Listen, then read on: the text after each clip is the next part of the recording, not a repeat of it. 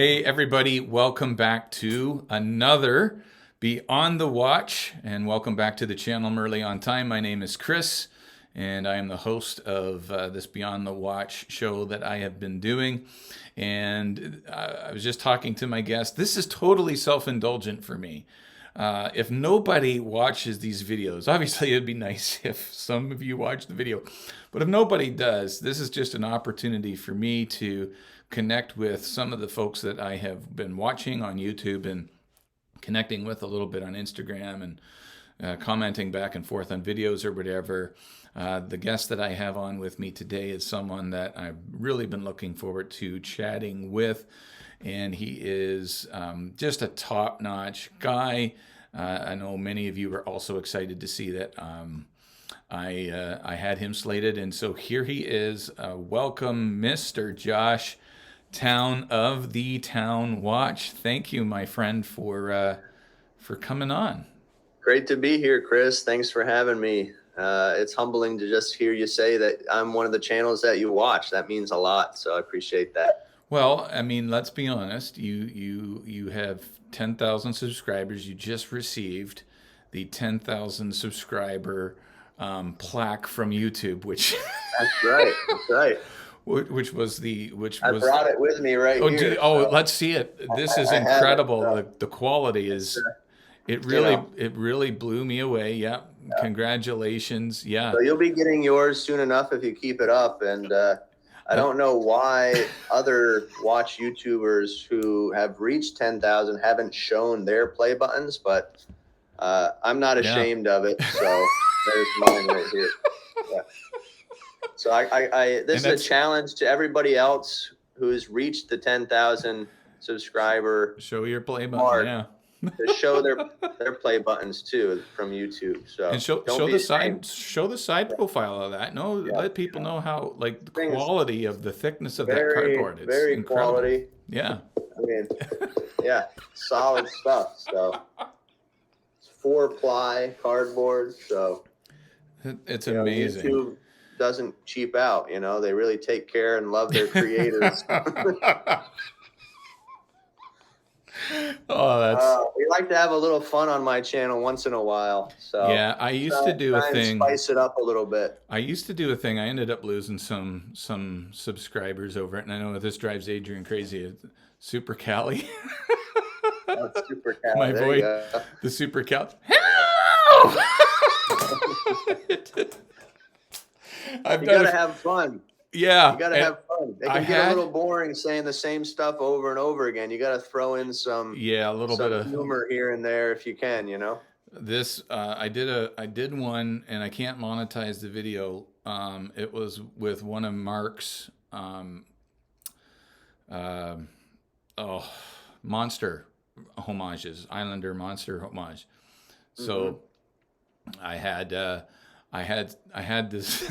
it's on my YouTube channel somewhere, the Islander monster homage. But I had Jaws music playing in the background, and I had Super Cali swimming in water, and then the Jaws music comes on. She's dreaming, having a nightmare.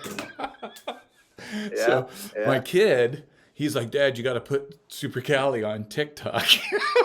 There you go. Not a bad idea. Yeah. I'm like, I don't know how you you've got obviously it's a big channel, right? 10,000 subscribers. So how many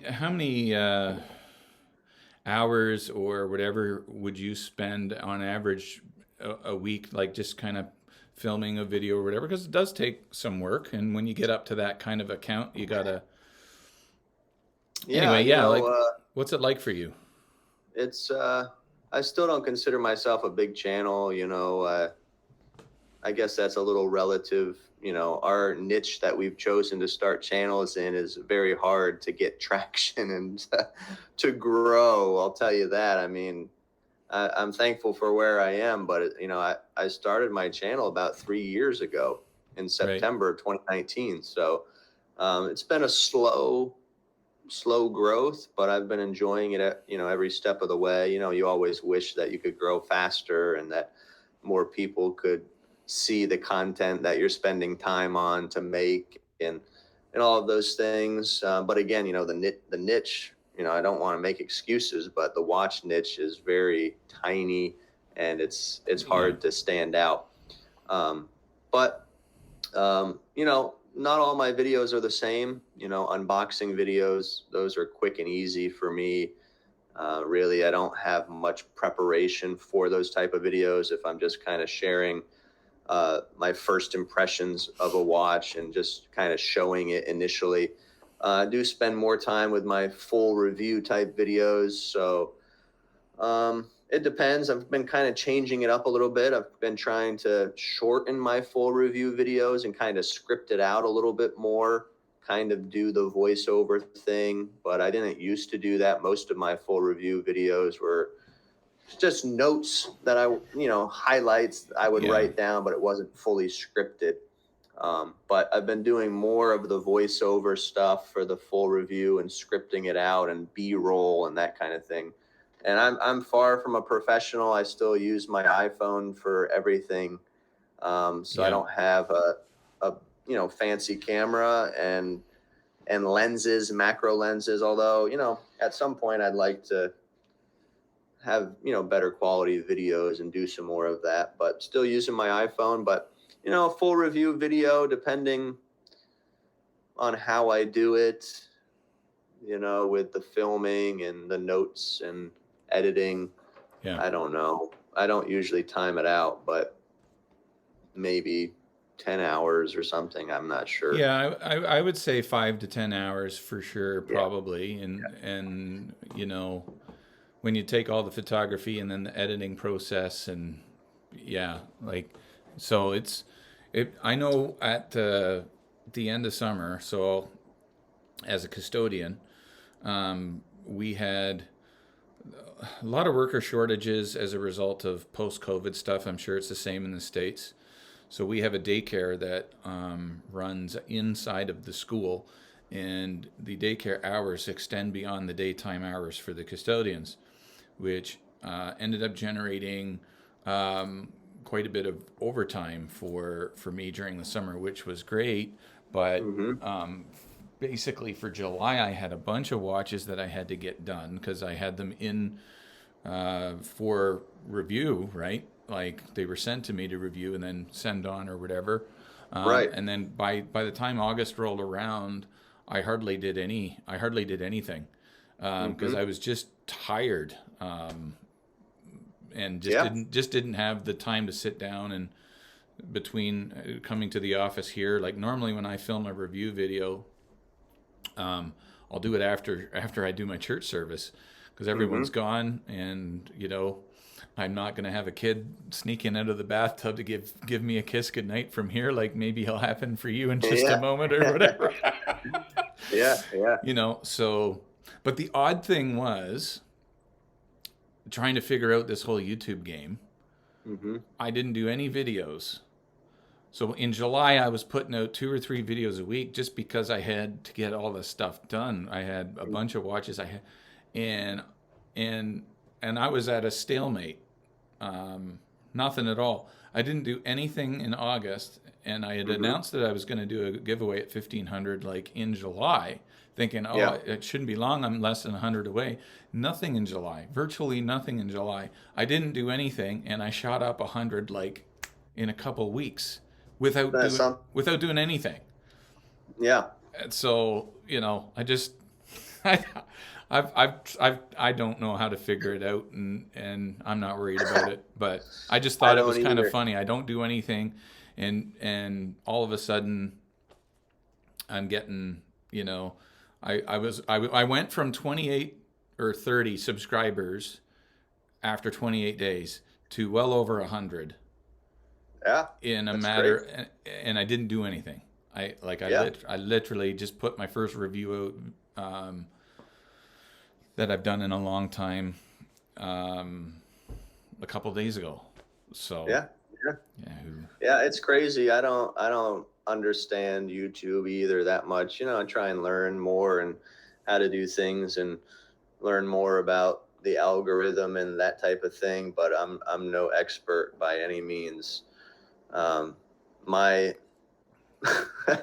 my most popular video on my channel was one that I had no idea that it would be so popular. It was a funny video, a sarcastic video that was fun to make, and it was almost like 20 minutes long, and just a lot of rambling on by me even in that video. But I could have never guessed that it would, get as many views as it has today. And, with the views, subscribers as well came with it. And even just this past month, for some reason, that video picked up like 100,000 views in a couple of weeks, like out of nowhere. That's incredible. Again. And so I don't understand. So for people who don't know, perhaps who don't know, Yeah. I know what video you're talking about because it's the very first video I ever watched of you. That's funny. Yeah. And the reason was because I decided to buy, it ended up being a fake Seiko, and I knew it was going to be a fake Seiko. Yeah. And I thought, well, I'll get it just to see what it's like, and then maybe I'll, modify it and put an actual proper Seiko dial in it or whatever, and I've tried to do, the whole modding thing is not something that I'm going to really get into too quickly. But so I bought it off of Wish. So of course on YouTube, I'm going Wish watches or whatever. Yours was one of the ones that popped up. Now I do not remember though. What was it? Was it a fake Tudor? What was it that what was it? I can't remember. Yeah, that's right. It was a fake Tudor, and it was supposed to be a Black Bay 58. Okay, yeah. But in the listing, that's what I thought I was buying. In the listing on Wish, when I was ordering it, they had pictures of the Black Bay 58 model, but they also had pictures of just the Black Bay models as well, which are different case sizes. The Black Bay is like 41 millimeter, whereas the Black Bay 58 is 39 millimeters. And so they had pictures of both, and I thought I was ordering the Black Bay 58. But anyway, yeah, it's a fun, sarcastic video. You can check it out on my channel if anybody hasn't seen it. And oh my goodness, how many views is it up to now? Like 450,000, Wow. almost. Yeah. And it was back in, I think, October 2020 or something. I put it out, or that something long like ago. that. Okay. Yeah. Yeah, a couple of years ago almost. But could never have told you that would have happened. Yeah. No, it's and it's so funny. And I remember, how we sometimes type like LOL or whatever. Like I was literally laughing out loud, especially when you said when you shot. When you went to the instruction book and it was all in Chinese, and you're like, this must be some sort of a Swiss language or something. Right. Yeah, pretending it's Swiss writing when it's obvious that it's Chinese. Oh my goodness! That's my kind of humor. I guess my humor is like sarcasm, I guess, and satire. So I'm not much for like telling jokes and punchlines too much. But like the sarcasm can, that's kind of my type of humor and satire. So yeah.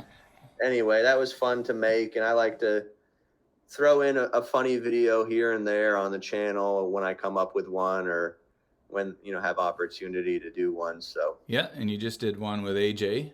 The Seiko hiring you for not knowing what misaligned bezel was. Yeah. But you know what was funny though? I have to tell you this. When you said you were getting when you did the video of the play button, I'm like, oh, that's really cool. YouTube. I didn't at first I was like, oh, I was thinking you were getting an actual play button from YouTube. And then when you did the opening of the door and you were the postman too, I thought, oh, okay, this is going to be one of those videos. Of course, when you open it up, I'm like, okay. But at first I was like, oh, is this like, I thought you were actually getting something from YouTube. You weren't the only one. I fooled a couple people. They thought the same thing. They're like, oh, wait, I didn't know YouTube did that. No, they don't. They don't do that. Yeah, no, I didn't know. And then, but I kind of went, okay, something's up when you were the postman as well, like, and I'm like, okay, something's up. This isn't, but that was hilarious too. How are those videos doing? Those two? Not as good as I would have hoped. The meme video about Seiko, Yeah. Seiko's not in the title. It's kind of the punchline of the video. You have to watch the video, but it's based off of a meme that I saw from the Instagram channel Bro Dinky.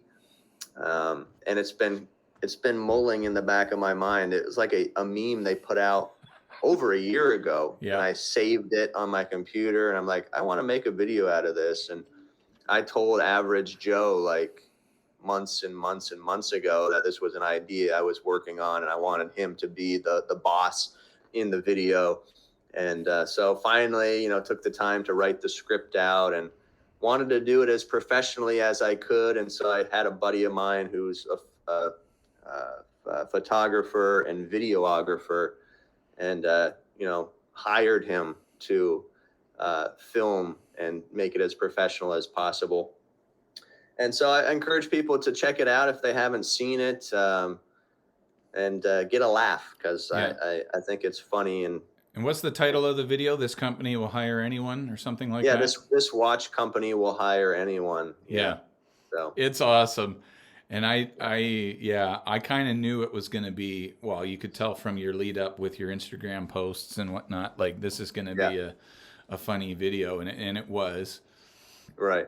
But I had, like, there's no real, you kind of gave away the punchline in this video, but there was no, like it was perfect. It was a perfect bait. It was a perfect bait and setup, because I'm like, oh yeah, when this comes out, I'm watching it, because I don't know what he's doing. I don't know what he's talking about. I don't know if it's, right, for real. I figured it was going to be a joke. I can share my screen and show you the, at least the, yeah, go for it. Thumbnail. If you think you can. If I can, I don't know. I don't know either. Let me see. Can you see that? I'm going to have to put it up here. I'll add it to the stream somehow. Yeah. There it is there. Can you see it? Yeah. So it's this video right here. This watch company will hire any. Yeah. Yeah. So the face. Yeah. How did you do? Did you just use water, like when you did this, like the sweat on the glasses? Was it just was it just like water droplets? How did that? The video photographer guy, sprinkled some water on my forehead and on the glasses and stuff. It was brilliant, man. It was brilliant. People, you definitely got to go and check it out. I'm sure most of everyone that watches, or whatever, views me is subscribed to you as well. But anyway, go check it out if you haven't seen it yet, because it's a great video. Appreciate it. Yeah, it was fun to make, and I'm glad the people who watched it enjoyed it and got a laugh. That was the whole purpose. Yeah. And want to get it to more people if possible. So yeah. So we got to talk about what we're wearing today for you. Just because I was having you on today, I am wearing a watch that I bought all because of you. You did one of these. I thought I noticed that on your wrist. Yeah. So it isn't quite. I think it's SNZG 13. Yeah, that's the a one that you different did model was than the one that I had. Yeah. Yeah, you had. So what ended up happening, because I clicked on the link that you had, and it went to a U.S. Amazon. I switched it to Canada, and Canada brought me to this one for some reason. And I'm like, well, I like the black dial, and so that's a nice version too. It's got some differences with the dial, I think. That's probably one of the previous versions, I think. It's a little older, because it doesn't have like the 5 is like a normal. You probably can't see it, but the 5 doesn't have like the S looking 5 on it. It's a regular looking 5. Good watch, good looking field watch in my opinion. Oh, I love it. Yeah, and from your review of the blue dialed version, like I bought this right after watching your review. So. Yeah. What are you rocking today? I got something very simple but very iconic, Casio Royale. World time. So what is it? $25 watch or so. Yeah. But I was just doing we had some children's ministries at our church this morning, and then came home, did some things around the house. And so I've been wearing this all day. Just, great beater type watch that you're not afraid to really do anything in. So Yeah. really like these. I had one of them in the stainless steel, well, if you want to call With the it band. that. The stainless band. Ended up giving it away to a young guy in my neck of the woods. Nice. So he's rocking it now and quite happy with it. So, yeah. That's good. I liked it, but it was just one of those things where, the young guy doesn't have a watch, he needs one. So Yeah, it's fun to give away watches. I've given away a bunch on the channel. I've given ones to friends and family. It's enjoyable, especially when you find somebody who wants to start getting into watches, or they've just started to get into watches. It's really neat to make that connection and then say, hey, I have this watch kicking around. Would you like to have it? And it's fun to be able to do that when you can. So yeah. And this is a public service announcement, actually. I meant to do this earlier. A lot of people on Instagram, a couple of people have tagged me. I've ended up tagging others. Luminox is doing a giveaway on Instagram. 3 times now, I have had fake Luminox accounts start following me. And same thing happened to me. And messaged me saying that congratulations, you won the watch. So if you're watching this and you went on the Luminox official page and, whatever, beware of spammers, because there's plenty going around now. I've had three messages in my inbox. One said Luminox World with 2 L's. They spelled world with 2 L's. They have the same logo, but there's going to be a different, so just if you entered the contest or whatever, people beware. Don't. It's funny that you say that, because the same thing happened to me, but then also something else today on Instagram. I follow Phoebus Watches. Okay. They sent me one watch a few months ago, the Proteus. I reviewed it, and then I gave it away in my 10,000 subscriber giveaway. I just shipped it out to Serbia, of all places. Nice. Yes. A few days ago. So, is that the furthest place you've sent one, or? What's that? Is that the furthest place you've sent one now? I've sent watches to various countries. I can't remember, but in previous giveaways, there's been other places, other countries. I can't remember off the top of my head, but But anyway, Phoebus, they have their Instagram, and they had a story, and I clicked on the story, and it said, we're selling our Instagram account for a very reasonable price, or something like that. DM if interested. And I'm like, that sounds very suspect. That's weird. Yeah.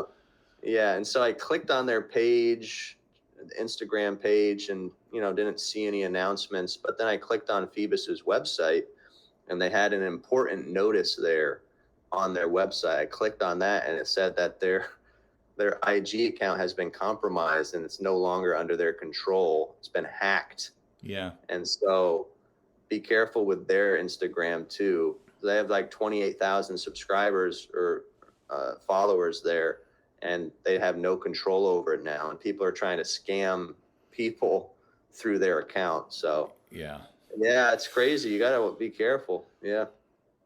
Yeah. And I know the way that I do my giveaways now, I don't know how you have done yours, but I only announce the winner on a follow-up video, for one thing.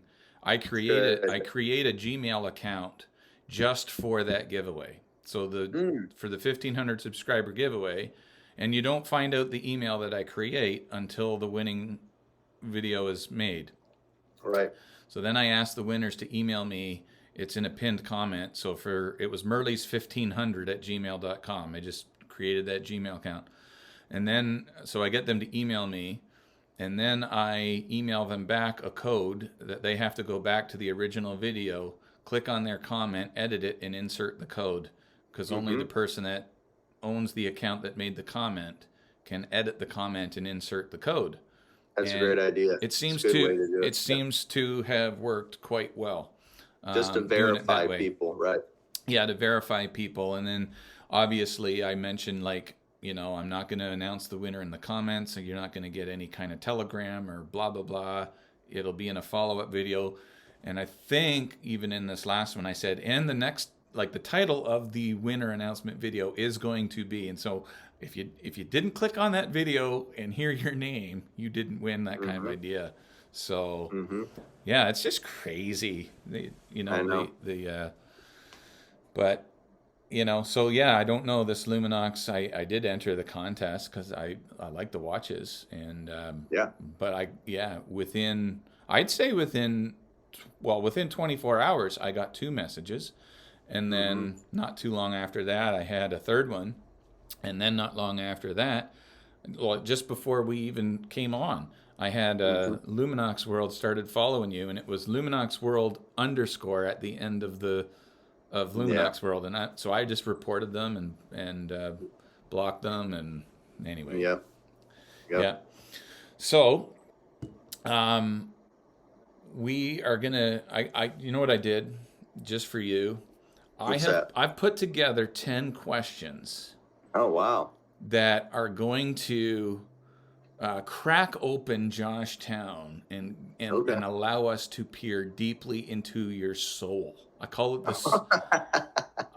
the soul probe, All right. and Sounds good. we're gonna find out so much about you from these questions. These questions, I meticulously and you know with much fervor studied how to algorithms and all of that, how to really in the last 30 minutes before coming on here did this.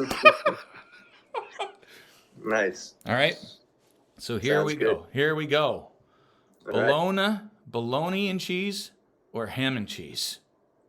What was it? One more time? Bologna and cheese or ham and cheese? Not a fan of either, but I guess ham and cheese. Ham and cheese, classic. Yeah. Classic. Now, a side note, do you guys Yeah. pronounce it Bologna or bologna? I grew up saying bologna. Yeah, me Yep. too. But it's Yep. spelled Bologna. It's weird. It's who knows the correct pronunciation? I don't. It's certainly Probably not French or something. it's certainly not bologna. It can't be. Probably one of those French words. And you're from Canada. You speak any French or what? No. No. I took French. French is mandatory to take in high school up Okay. until I think you have to take grade 9 and grade 10 French. And then it's optional after that. There are some schools in Canada that are French immersion, like it's Yeah. all French. And really You're not in Quebec. Quebec would be where those places are, right? and Nova Scotia. Some of the maritime provinces have some French-speaking districts. Mm-hmm. And if you're in federal politics or in federal government of any kind, whether you're a member of parliament or member of parliament or prime minister or any of those things, you have to be able to speak. You have to be bilingual Okay. to be a federal not employee, but even federal employees I think would have to be bilingual. Wow. Yeah, but I had no ambitions to be the prime minister of Canada, so I didn't take French. Yeah. So here's a Yeah. funny story for you in regards to languages. Okay, I did a wedding recently, and my buddy, good friend of mine up here, he met a girl in Mexico, and so she's in Canada now. She came to Canada. They got married 2 weeks ago, Mm-hmm. and so I officiated the ceremony. And because her parents weren't able to come, we got it set up in the church where we had the, I used my laptop. We got a YouTube stream going. We created a link, like an unlisted link that they could watch. And Yeah. so I thought I want to bring greetings to this family Oh boy. in Spanish. And Yeah. so anyway, I went on Google and I went like how to say hello, blah blah blah blah blah, and Google will give you like top is English and then the bottom is Spanish and then you can click play. Hmm. So I did this whole greeting in Spanish, and I typed it out on my document phonetically how I heard it. And so instead of saying hola at the start, though, I said aloha.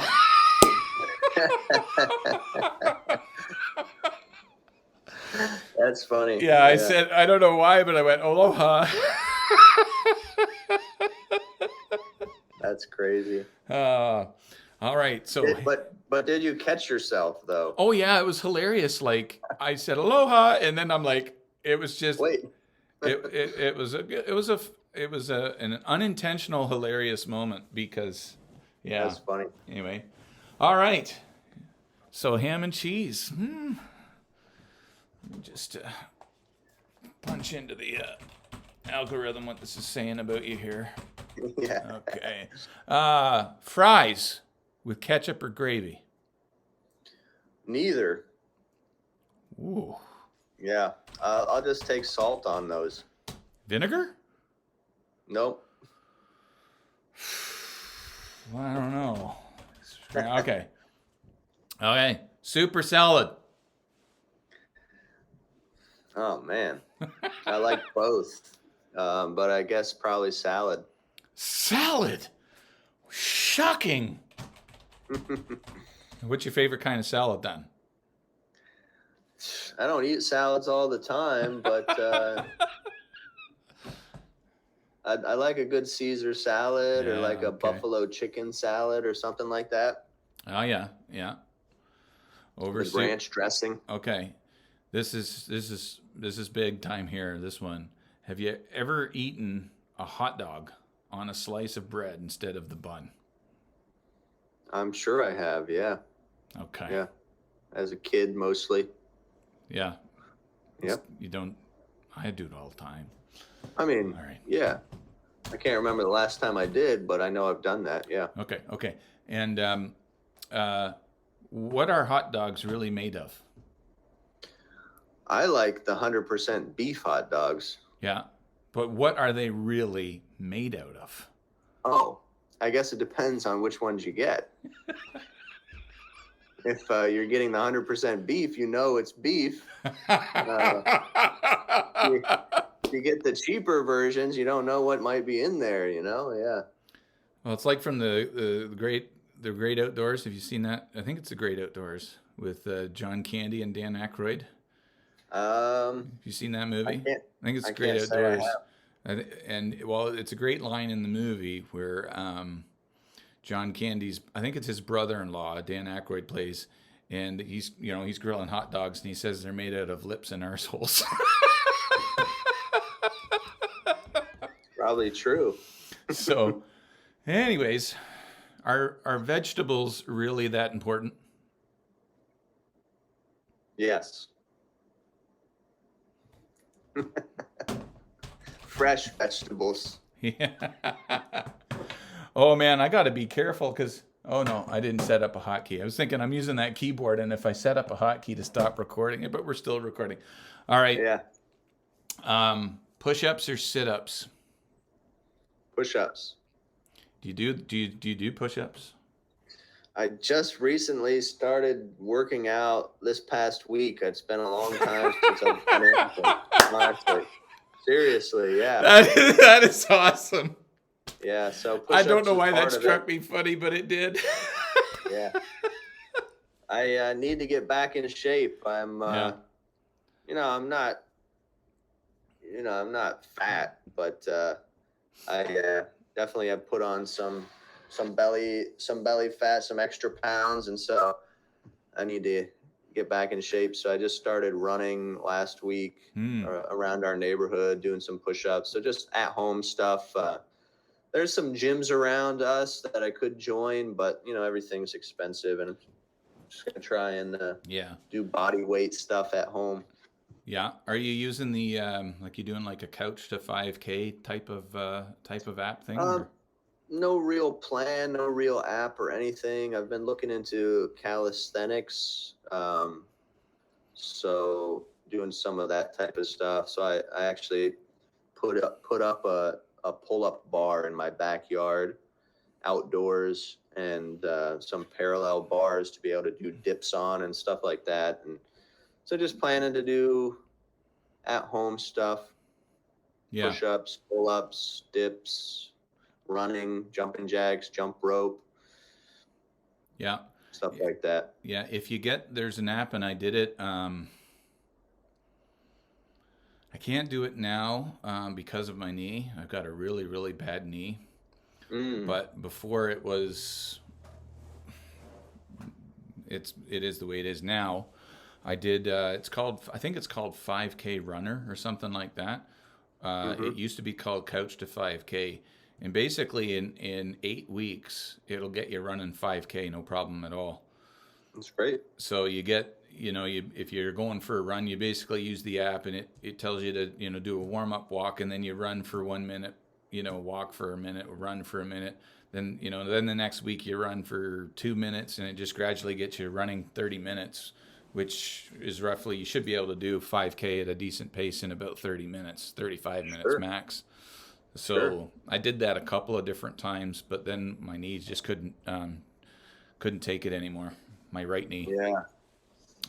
So is your knee injured or? Yeah, I injured it in hockey. I played competitive hockey most of my life, and Nice. I've re-injured it several times. So my right knee right now currently has an ACL tear. Cartilage is dissolving, they said, in my last MRI. A medial meniscal bucket handle tear. So yeah, I'm bone on bone right now. I don't have a cushion between my tibia and fibia bone. That's the medial meniscal. The meniscus is the little cushion or membrane that's between your tibia and fibia on your knee. Yeah. It's gone. It's pretty much only hanging on at the ends, which is the That bucket doesn't handle. sound good at all. No. Remarkably, though, it doesn't really hurt. But I mean, I can't run on it. I can't, I can't really do vigorous activity on it anymore. Skating, I played some hockey a little bit, but like I got to be really, really careful. Have a brace and a tensor bandage wrapped tight around it, and Wow. so yeah, running isn't going to be in my game anymore. But I walk a lot as a custodian, so I put the miles in that way. All right. Your watch. This is huge. Yeah. This is huge. Do you wear it above the knuckle or below the knuckle? Or the wrist bone? Or whatever you call this bone. Yeah, below that. I always put it right up to it. So I don't wear it above it. No. Yeah. I wear it right up below it. Yes. So, yeah. Yes. Yeah. Of course you do, average Joe of is course not you with do. me on that. Come on, Average Joe. You're Average wrong, Joe needs Average to get Joe. he needs to get with the program on that one. Yeah, get with the program, man. All right. I know the answer to this already because you're wearing one. Timex or Casio? Yeah, Casio. Yeah. I just like the brand better as a whole, I think. I've done a couple, at least one Casio versus Timex comparison on my channel, some budget pieces from them. I know I've done a Timex versus a Seiko, that Seiko field watch as well. Yeah, the mechanical Timex. Yeah, Timex is a fine brand, but pitted up against Casio, I'd pick Casio every time probably. Okay, that concludes this episode. I've got a fondness for Timex. I like Casio. Actually in my 1500 giveaway, I gave away, I think, my favorite Casio, which is got the field watch aesthetic on it of like the Expedition Scout or Hamilton Khaki, or even this one. It's got the same aesthetic. Really the same aesthetic as this one, only a little bit smaller. For, I guess it would be about $21 US. Nice. And you get a date complication. and it's all plastic or whatever, but like it's a fantastic little watch. Sure. But I love my Timex. Yeah, Hmm. I you know, it's not even it's just one of the first watches I ever owned, right? Yeah. Timex Ironman. So I wore them all through junior high and high school. Timex Ironmans. Nice. Yep. Yeah. All right. And this one. I'm look at. If you get this one wrong, okay, I will end the show. Oh It's man, there's over. right answers for these? I didn't know. Yeah, and you got like most of them wrong. You got the watch on the under the knuckle, right? Okay. Okay. Coke or Pepsi? I like both. Um, my mom grew my mom grew up drinking Pepsi, and so that's what I Don't drank say most it. of the time. Don't say it. If I had to choose, I'd probably pick Pepsi. It's my mom's fault. Oh, Yeah, that is ham and cheese, not bologna. but I like both Coke and Pepsi, though. I will say that. Pepsi's swamp water, man. It's pure swamp water. Water. It's got to be Coke. Has to be. All right. It has to Okay. be. You call up your mother after this and tell her Yeah, that she did you a great disservice that's raising right. you on Pepsi. There you go. Oh, that was fun. So that's the Soul Probe. I know everything I need to know about you. I'll still There you watch you. go. I'll still watch you on YouTube.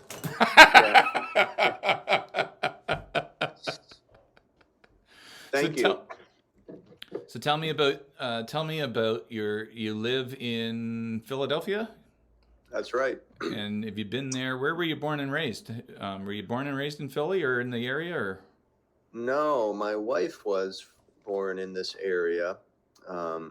I grew up in New England, Okay. in the state of Vermont, so Canada's neighbor. Right. You know, Vermont borders Quebec. Yep. So, yeah, I grew up in central Vermont. Okay. So are you a Patriots or an Eagles? Surprisingly, growing up, my dad was they liked the Patriots, but my dad was a Rams fan for whatever reason. And in my early years and as a child, the 49ers were good. And Oh so yeah. I liked the 49ers, Jerry Rice, Joe and Montana. Yeah. Joe Montana, Tim Young. What is his name? Tim Young or Uh, Young? oh, the other quarterback. Yeah. Yeah, Young, I think Yeah. was his last name. Steve Young. Steve Young, that's right. Yeah. And so I was a 49ers fan, but I was more into basketball growing up. Went to a small Christian school in our area, and we had a small basketball team, and we would play the public schools too in our division. We were in the lowest division. The smaller schools were Division 4, and then Sure. there was Division 3, Division 2, Division 1 for the big schools. So we were Division 4, but we had a pretty good team for what we had. And even though we were small in numbers in our school, and so enjoyed playing basketball, watching basketball. That was really my sport growing up. All right, But, so here's one for you then. This could get you into trouble too. So, and it's a fluid conversation, obviously, different eras, but the debate between Jordan and LeBron James, who's the GOAT? I would say Michael Jordan. Yeah. Yeah. I'm not the biggest fan of LeBron James, whatever his name is, LeBron James. Well, that's Yeah. gonna get you into some trouble for sure. Yeah. Yeah, I agree. Yeah. I agree. But I mean, he's a great player, no doubt. He can play basketball, but I grew up watching Michael Jordan too. Yeah. What sealed a it for kid. me, statistically wise, LeBron James has passed Jordan in points, but he's played more games. If you were to take his stats at the games that Michael played, like the same amount of games that Michael played, Yeah. like Michael beats him in pretty much every stat. That's a good way to do it. Yeah. Because, Yeah. I didn't know all of that. Honestly, I like sports, but I don't really follow them Yeah. at all right now. Since I live in Philly now and lived here for a number of years, I have adopted all of the Philly teams. You kind of have to, Yeah. unless you want to It's a get beat big up on the sports town, street. isn't it? Right? Like it's a huge sports city, the Philly is. Oh Yeah. yeah, Yeah. yeah. Some of the most ruthless fans in the world are Philadelphia fans. So anyway, so yeah, I've adopted the Eagles and the Phillies and the Sixers, I guess, and what else is there? Philadelphia Yeah, Flyers hockey. Flyers for hockey. But honestly, I don't watch anything. If one of the teams is in the finals for whatever, I'll watch that. But Yeah. Yeah. don't find the time personally to do that right now. So, but I like sports though. Yeah. I'm the same. It's tough. Like I'll watch some football Sunday afternoons when I get back. Um, I just I don't particularly follow any or cheer for any particular team. I'll root for the Bills. I cheered for them in my high school years. Hmm. Um, they had a solid team, went to the Super Bowl a bunch of times, lost them all. Mm. But they had a solid team last year, so we'll Okay, see what they can do this year. Yeah, sure. I'm a bit of a Bills guy. So you're in Philly now. You're married. How long married? How many kids do you have? What's your basic So specs in that regard? yeah, I got married after college, like a month after I graduated college. So met my wife there at a small Bible college in North Carolina. And I got married a month after that up here in Pennsylvania at the church she grew up in, which is the church we're a part of now. Um, and that was 2010. Oh, okay. So June 2010. And so, yeah, So that would 12 make you years. what, about 30? You're in your 30s then? Yeah, I got married when I was 21, and then the next month I turned 22. So I'm 34 right now. 34. You're just a young buck. Yeah. Wow. Yeah. So we have 6 children, and Wow. number 7 is on the way in Get January. out. Get out. Yeah. Wow. Number 7. That's Yeah. the number of completion. And so is that going to be it for you? That's right. We thought we were finished at 6, but, guess God had other plans there. But What are their age we're happy. ranges? What are So their our oldest is 11. So we've had 3 girls first, and 2 boys after that, another girl, and Oh then my goodness. just found out the other day that number 7 is a girl as well. So when it's Congratulations. all said and Wow. done, we'll have 5 girls, 2 boys, Oh my goodness. and so the oldest is 11, and the youngest right now that's born is she turned 1 in May, so she's 1 in a few months. Wow. Yeah. That's a now are they all so the oldest is 11. I guess is there a lot of extracurricular activities for them yet as far as like after school sports or anything like that? Because Not that's going to get Not busy. right now. Not right now. We don't have any sports stuff going on. That our 3 oldest they just started going to a small Christian school. We did do the homeschooling up until this year, and then we just put them in a small Christian school this year. Okay. So it's a very, very small school, and I think they have a few sports, but I'm not 100% sure right now. Yeah. Right. So you're not like I remember just I've got 3 kids. Mm-hmm. And my one son played competitive basketball. The other one was in just recreational hockey, not nothing overly super competitive, but just with 2 going opposite directions sometimes in work schedules and whatnot. I can't imagine 7. That's awesome. Yeah, we haven't been there yet, so I'm not sure, but we'll have to wait and see on the sports side of things. Yeah. Yeah. Yeah. So I'm very interested in talking to you as well. One of the things I really wanted to talk to you about is your faith journey, your story. Hmm. We're both Christians. We're both in ministry. I'm not in full time ministry anymore. Are you in? Is your ministry? Is it full time, or do you supplement income with other work, or are you in full time Um, ministry? it's mostly full time. Yeah, I have done side jobs here and there, but it's full time. Okay, so the church is giving you a livable wage, which is good to hear. Yeah, it's multiple churches that support us in our ministry. Yeah, Yeah, and some individual people. Yeah, yeah, awesome. yeah, So yeah. tell me, how long have you been serving the Lord? Did you grow up in a Christian home? Sure. Tell me about your faith. Yeah. Yeah, So, like I mentioned, I grew up in Vermont, went to a small Christian school, so heard the Bible there from kindergarten all the way up to, 12th grade.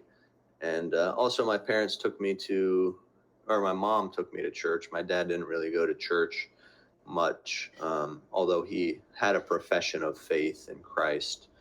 But my mom was the one who really took us to church, but really heard the Bible at school on a regular basis. And at a young age, I made a profession of faith in Christ, and would tell you that I was saved, born again. And but as I grew up in my teen years, I began to really doubt that, and wasn't sure if I really truly was saved. I couldn't remember what I had said when I was 6 years old, and there was some things, as a teenager, the world and the flesh and the devil, are all trying to pull you down. And so there's some sin in my life, and I was like, I need to make sure, I need to get this settled. I'm having some doubts. And so when I was 16 years old, the Lord was really convicting me, and that I didn't know him. I didn't really have a relationship with him through Christ. And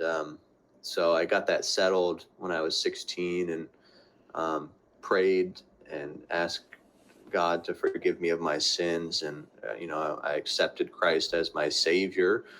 And from that moment on, haven't had any doubts. I'm not perfect, we all still yeah. sin, You but like Pepsi instead of Coke.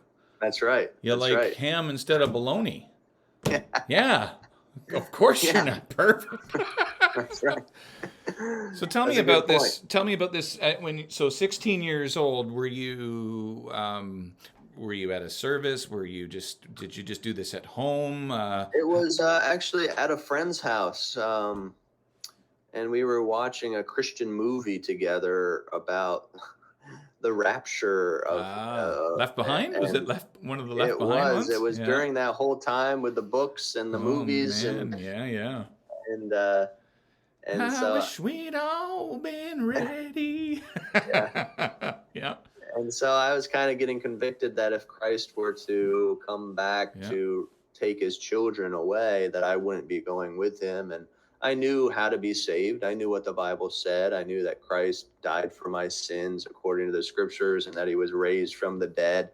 And whosoever calleth upon the name of the Lord shall be saved. And I knew all of these things, and it's just a matter of hmm, coming, kind of getting over my pride in a lot of ways, because everybody thought I was a good kid, and everyone thought I was saved and following the Lord.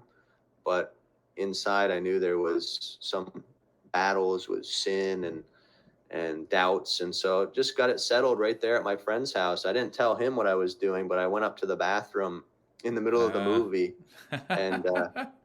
and prayed to the Lord, and yeah, asked him to save me there. And it's just simple faith in Christ. yeah, That's what the Bible talks about. That faith cometh by hearing, and hearing by the word of God. And so I knew the word of God, and just had to put my faith in Christ, and he is faithful to save all those who come to him by faith. And yeah, so didn't have any doubts after that, and began serving in a local church in my area. Got baptized into this church as a teenager, began serving the Lord. And Was this the one that during it, you're like, is the same one your mother took you to, or did you end up? this was a different one now. Okay. This is another one. It was a Baptist church in our area. And so just began to get involved in the church, serving any way I could, being involved in the youth group. And it was during a missions conference where we had some missionaries coming to visit for a special week of services or whatever it was, and had a missionary preacher and every night. And so he was preaching, and God was working on my heart to just kind of surrender my life to do whatever God wanted me to do. And so at the end of that service, I kind of just gave my life to the Lord in service, and said, Lord, you've saved me, and I don't deserve your salvation. I'm so thankful for it. And I want to serve you. I want to do your will. I don't want to do my will.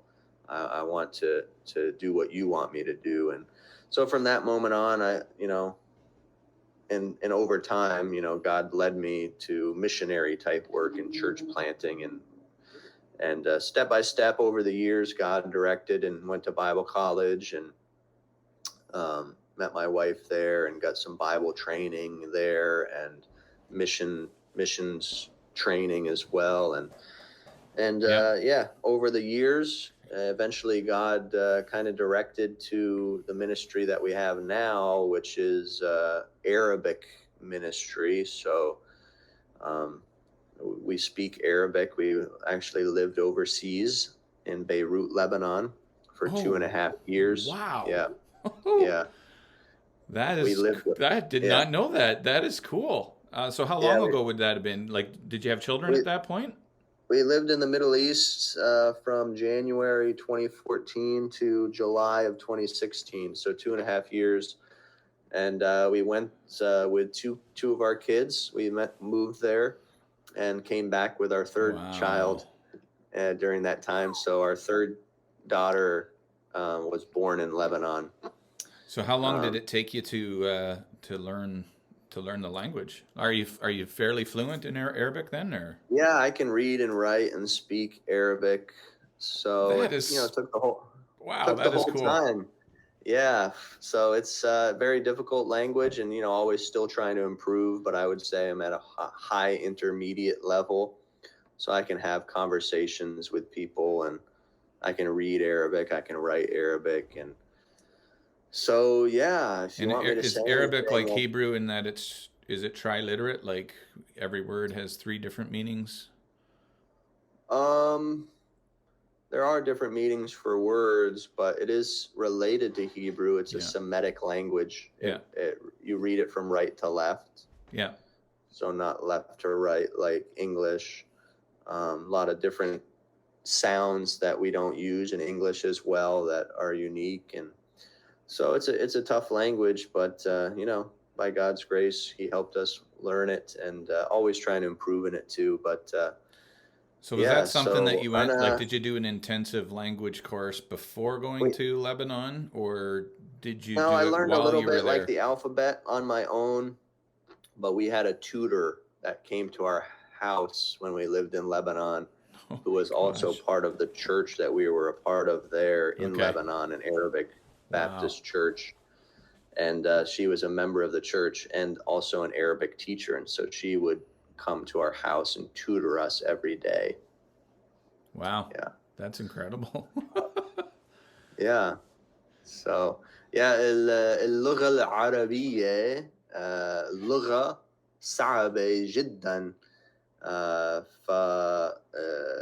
فبنعمة الرب يسوع تعلمنا اللغة، بس أخذنا سنين حتى نتعلم هذه اللغة. Yeah. So I just said that it's a hard language to learn. It took us many years to learn it. So, yeah. That's amazing. Wow. So what was it?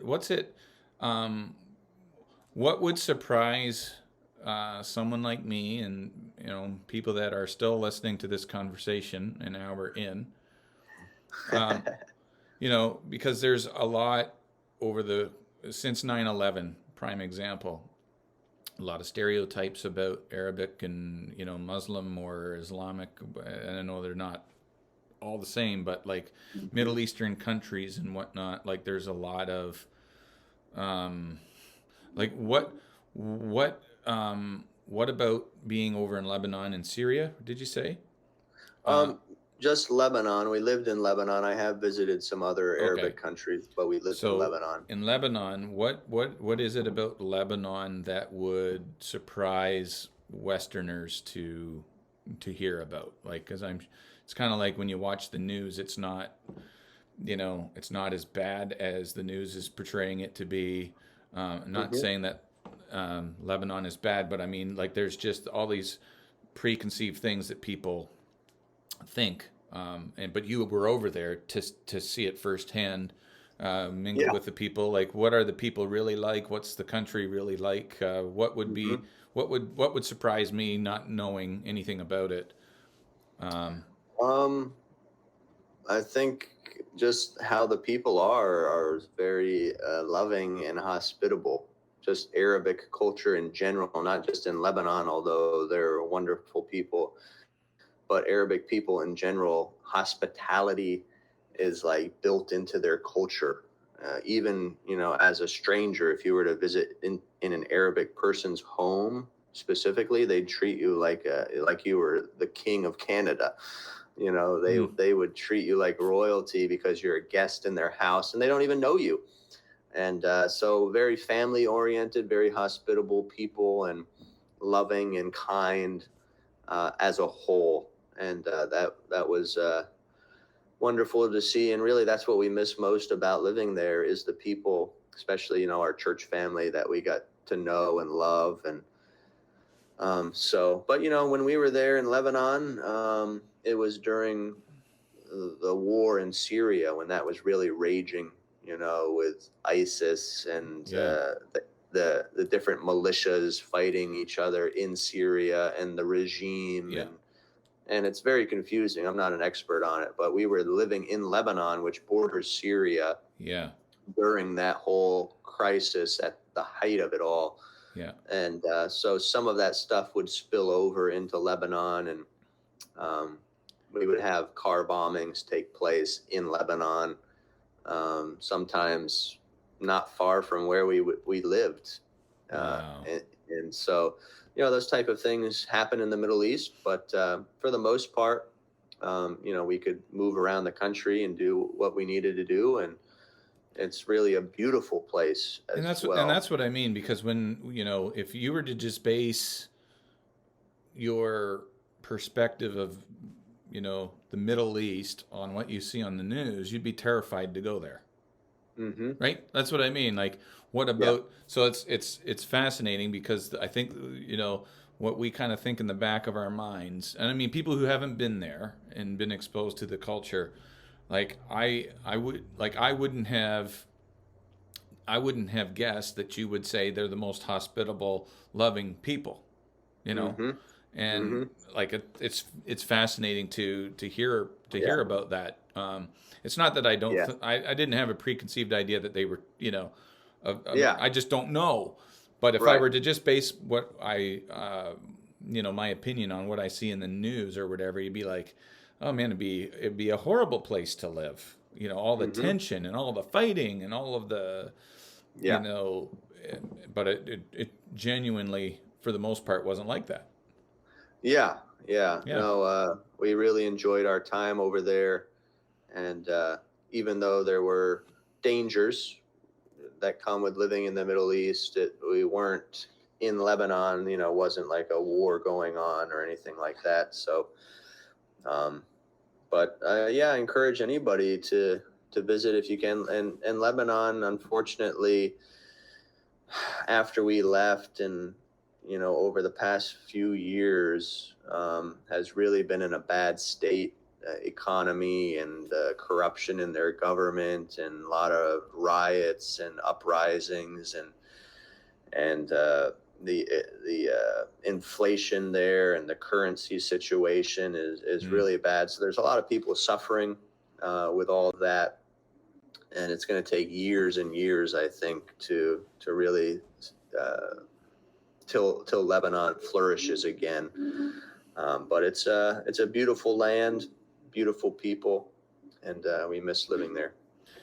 Do you think you'll ever go back long Yeah, term, or I uh, hope to. I hope to. I went to Egypt last year on a ministry trip, but I hope to get back to Lebanon. I hope we can take the whole family.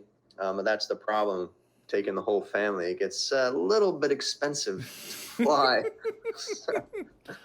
I guess, That yeah. might be a couple. It might take a couple Rolexes to fly. You know what I mean. To pay for those tickets. Yeah, That's the prices that we're probably talking about. yeah, that's Thousands of crazy. dollars. Thousands, yeah, Yeah. yeah. But I would imagine, just having a baby on the way. I I don't know. I wouldn't imagine traveling with a newborn would be the easiest thing to do. You'd probably wait until the youngest was a couple years old, or like as far as Yeah, I don't moving, or know. Yeah. what would your thinking Yeah, process there probably. be? Probably. I don't know when we would ever get back there, but I know we would want to at some point. Yeah. Yeah, and Yep. your wife feels the same as well, eh? Yeah. Yeah. She loved our time there. It was hard for her, especially because before we actually moved there, I personally had taken like a 2 month trip to see everything and to meet people and at least get an Wow. understanding of what it would be like. But she didn't get any of that. She was just basing everything about Oh, okay. off of my firsthand testimony of being there. So when we actually moved there, she had never been there before, Yeah, and in a whole new country, and two young children. And so, but over time, it she definitely enjoyed it and enjoyed the people and the ladies of the church and everything. And yeah. yeah. Now there's another story that I want to talk to you about because it couldn't have happened to a nicer guy, in my opinion. And you know what I'm going to be talking about. And you and I kind of shared, but I've been serving the Lord from the time I was 16, 17 as well. I never grew up in a, like a church going household. My Yeah. mom sang in the choir for the United Church. Um, But once I started playing hockey and they started moving sports to Sundays, Mm. back when I was a child, like I just never went. So I came to the Lord when I was 16, Mm. and there's a buddy of mine who kind of says it this way, and I kind of like the way he says it, with respect to seeing how the Lord orchestrates our lives. We know He has a plan for our life. And my friend would say, a coincidence is too hard for me to spell. I just spell it God. Um, because there's just these, ever since, I've lived this life of faith, one of the things that I've learned, especially over the last few years, the steps of the righteous are ordered of the Lord. You Mm-hmm. know, you can just see there's no like there's no coincidences whatsoever. Let me share a testimony, give you an example. I had to put a new tile bed in Yeah. at my house. So we're on a septic system where I live. We're in a rural setting, so we don't have like city water. Well, Mm-hmm. we do have city water. We don't have city sewer, right? So we have a Mm-hmm. septic system. Yeah. And I've learned over the last few years that if I don't have enough money for something, somehow, some way, it's provided for me. Mm. So I had a buddy of mine come over. I had to, pump out my septic tanks, and I'm like, the guy that pumped it out said, "You're going to be in trouble because The pipe where the second tank flows out of, the water was above the pipe. Meaning it wasn't draining to the tile bed. So it was, so like imagine your septic pipe is like this, water's going out, the water level was here, and it should be below that if it's flowing to the tile bed. So there was issues going to the tile bed. Ultimately, I had to get a new tile bed. And just so the bill's going to come to just under $15,000. Wow. I don't have $15,000. Yeah. Okay, I've got a line of credit, but I don't have. I knew I wasn't going to have enough. So when the company pumped me out the second time in like a month, they called me up and said, "Hey, there's an organization on where we live that will offer grants for tile bed systems, and you might qualify." And I'm like, okay. So I figured out how to get in touch with them, and I'm gonna get $4,000 from this organization to help me pay for my tile bed. Wow. You know what I mean? So yeah, back when I first got the news that I needed a new tile bed, the Chris of 15 years ago would have freaked right out. Yeah. Where am I going to get the money? How's this? But this organization's been only doing this for a couple years, as far as I know. So it's like right at the time I'm going to need, you know what I mean? Like it's just the Lord does that. And so it's amazing. one of the verses I know I shared with you when you got the watch, the Cartier, Cartier Santos, is it called? That's right. Yep. Yeah. One of the verses I shared with you, and maybe we'll kind of conclude with your thoughts on this. If you delight yourself in the Lord, He'll give you the desires of your heart. Psalm 37, verse 4, I think it is. Yeah. And you'd been saving up for this watch. I'm starting to save up for one of my watches, but like I heard this story. I had to watch the video. I thought it was fantastic. But in relation to the verse and whatnot, and just retell the story, because you had someone buy you. What's the watch retail for? Like $7,000 or more? At the time, I don't think it's gone up, but $6,800. Yeah, $6,800 was the retail price. And on the secondary market, used was what I was going to save up to buy. You might be able to find it for, $5,500, $6,000, something like that. So that's what I was shooting for. But I'll try and make the story quick, as quick as possible. So it's about a year ago. This month is in September where all of this took place. So I've had the watch for about a year now. And I'm actually planning to do a year review of it at some point if I can get around to it. Roman Scharf is local. If many of you might know him, he's a watch dealer, luxury watch dealer. They have a big YouTube channel where it's kind of reality TV for watch people and the ins and outs of their business, Luxury Bazaar. They're local to us here in Philadelphia. They're in the suburbs a little bit. And once he started this gray market series on their channel, I got hooked on it and started watching every episode they put out every week, and just like to see the ins and outs of their business and, learn about luxury timepieces, in the process. Very knowledgeable, Roman Scharf. He knows a lot. And so it was fun. And then at one point in an episode, they shared that they were going to have this party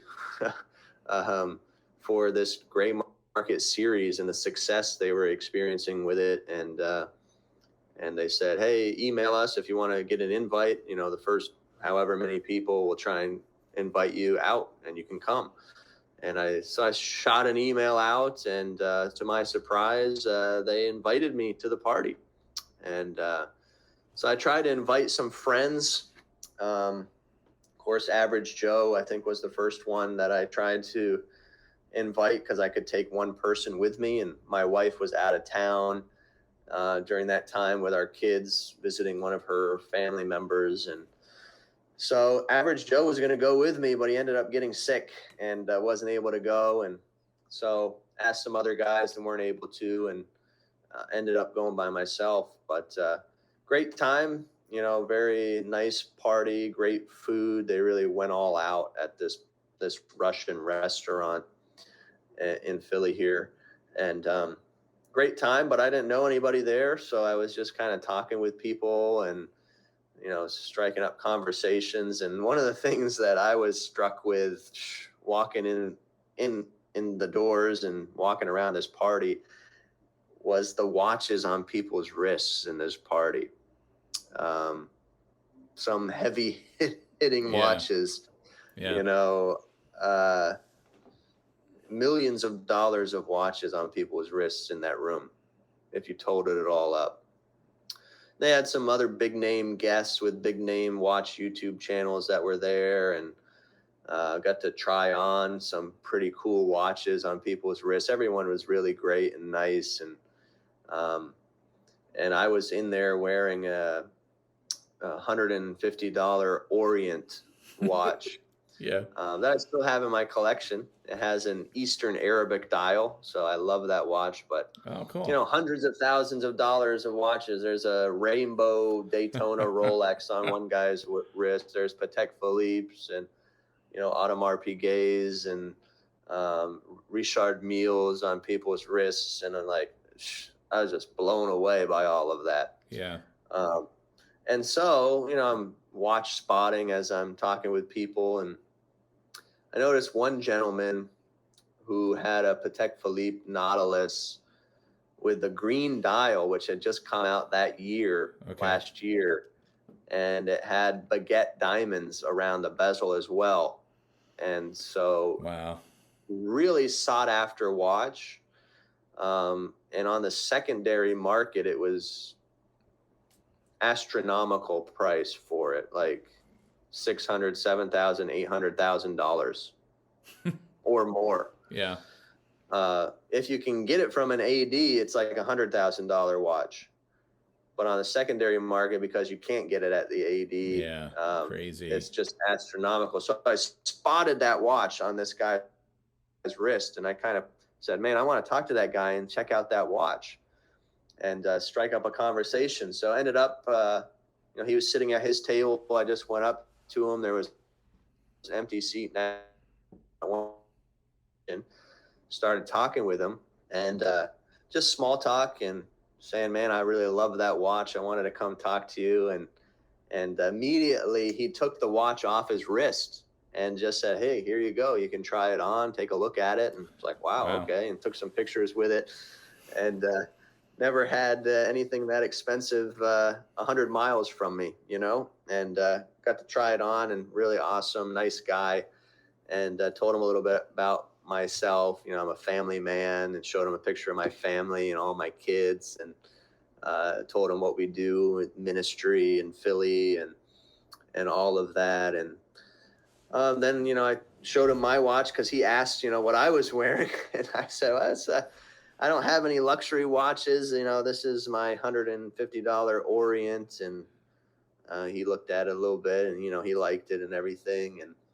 But I said, I'm saving up for my first luxury watch, and I want to buy it from Roman at some point. And I said, I'm saving up for a Cartier Santos, and I'm looking forward to that being my first watch, luxury piece.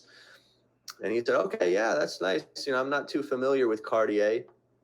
How much do those go for? He's asking me. And so I tell him, $6,800 retail. And I said, I'm about halfway there, so I got a little ways to go. And we started talking about other things, and it was only about a 5 or 6 minute conversation. And then I went and talked to some other people. And as I'm talking with some other people, this same guy comes over to me after a few minutes. He taps me on the shoulder, and he said, Josh, I just talked to Roman, and he said, I'm going to buy you that Cartier that you're saving up for. And it's like, what? And it's just like I almost fell on the floor. Yeah, I Like bet. I was just so shocked. I just met this guy. He's a stranger to me. I'm a stranger to him, and he comes over and says, "I want to buy that for you." I'm like, "Wow!" And I said, "I can't accept that from you." And he insisted, and just some of the things that he said were so kind. And for some reason, his heart was touched by seeing my family and me being a father of so many children. And he told me that he never had a father in Wow. his life. And so he was touched by the fact that I was a father, a family man, and he kind of encouraged me to keep that up and be a good father because he never had one. And he also appreciated the fact, I was in ministry, and he just said, keep it up, keep going. And he, I guess, just wanted to be an encouragement and a blessing, and definitely don't deserve it. Um, and But this guy was very, very kind, and he's a multi-millionaire and has a multi-million-dollar watch collection himself, but very generous and kind young man. And I was just blown away. And yeah, that verse you mentioned, there's truth to that, and this is far from a need. Yeah. I mentioned that in my video, like, this isn't my septic tank not working properly. That's a need. This Yeah. isn't my car broken down and can't go Yeah. anywhere, or I don't have food on the table. This is like something so secondary. It's just a desire, a want, Yeah. and for some reason, God allowed it to happen, and I'm very grateful and humbled by the whole thing, and definitely blown away, feel deserving, but just feel blessed. Just can't still today can't imagine that this has actually happened, and so it's quite the story. Yeah. It really is. I'll never forget it. Yeah. Never forget it. Yeah. And to me, it's like, Yeah, and again, it's so one of a those. few weeks later, went. Yeah, sorry. Go ahead. No, that's fine. Oh, I might be lagging a little bit. I was just saying, a few weeks later, Roman called me, and I went up the watch, and been enjoying it for a year or so now. Yeah. And again, it's Yeah. the verse that I shared, and I've shared this verse with a bunch of different people, um, because I think it's a very, very important verse to live by. Like, if, no one is perfect, and certainly I'm not, but I know with the best of my ability and with the help of the Holy Spirit, if I love the Lord, not only does He promise to meet all of our needs, but He does genuinely give us the Mm-hmm. desire of our heart in ways that we wouldn't expect, and for no other reason than to show us that He loves us. Um, and like, who would think that, oh, it looks like you froze there again, Josh, but who would think that something like that, you know, would happen? And Yeah. if I was in your shoes, I'd be like, no, no, man, you don't have to do that. Of course you don't have to. But it's just like, I've kind of come to learn as well, like, God will definitely bless him Mm-hmm. as well for doing that for you, you know? And, you Mm-hmm. know, Jesus himself said, well, Paul, quoting Jesus in Acts, said it's more blessed to give than to receive. And so, this guy is going to get a better a That's right. better a better blessing for being moved by your story and acting on it, than what you've received there. But Yeah. it's just an amazing story, and as I said, it couldn't have happened to a nicer guy. So very happy for you. That's I very, very appreciate cool. that. Appreciate that. Yeah. Yeah. Thank you. All right, man. Thank Well, you. you're Yeah. you're Blown away. yeah, you're locking up a little bit there, so this is probably a good time to kind of end. It's an hour and 20 minutes in or so. So thank you so much for. Yeah, I'm noted that too. It's freezing up and stuff. Yeah. Yeah, but anyway, well, thanks so much, Josh. I really, man, I've learned a whole lot more. I love you even more after hearing some of your story. And I hope other people that are watching hopefully watch the whole thing and get to know you a bit more and appreciate you for it. So thank you for coming on. Thanks for having me, Chris. Really appreciate it and appreciate you. And keep going with your channel and all that you're doing. And thanks for having me on today. Enjoyed the conversation. Yeah, me too, man. Thank you so much.